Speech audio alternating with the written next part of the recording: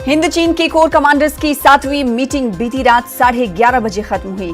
11 घंटों तक चली इस मैराथन मीटिंग में सरहद पर कशीदगी को कम करने के मुद्दे पर तबादले ख्याल किया गया। ख्याल रहे कि हिंद चीन के दरमियान मई से LAC पर तातुल बरकरार है। इसे खत्म करने के लिए मुख्तलिफ सतहों पर बातचीत का सिलसिला जारी है। हमारे नुमाइंदे संदीप बोल इस खबर पर मजीद अपडेट के साथ जुड़ रहे हैं। संदीप, मैराथन मीटिंग जारी रही, 11 घंटे तक ये मीटिंग रही, क्या ये मीटिंग नतीजा खेज साबित हुई? देखिए, तकरीबन 12 बजे कल दोपहर को ये बैठक शुरू हुई थी चुशूल में, और इस बैठक में विदेश मंत्रालय के प्रतिनिधि भी मौजूद थे, जो कि पिछली बार से इस तरीके की बैठकों में शामिल होना शुरू हुए हैं।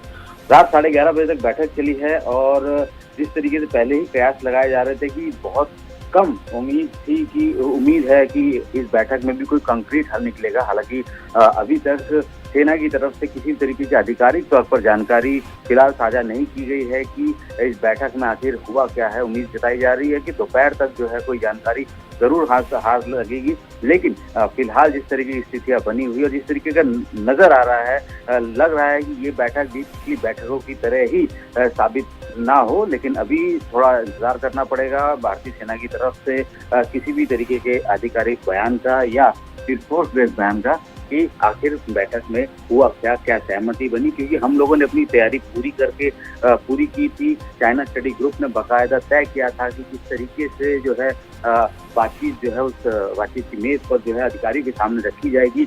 तो अभी फिलहाल थोड़ा इंतजार करना होगा कि आखिर इस बैठक में कोई नतीजा निकला है या पिछली सारी बैठकों की तरह ये भी बैठक बेनतीजा रही।